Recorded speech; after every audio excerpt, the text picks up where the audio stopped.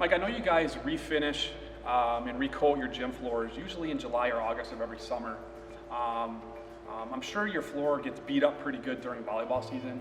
What do you guys do in between volleyball season and before basketball season starts to get that depth of gloss, that slip coefficient back, and really make the floor look like you just laid a coat of finish on it? What do you guys do? We'll burnish our floor at least twice a year.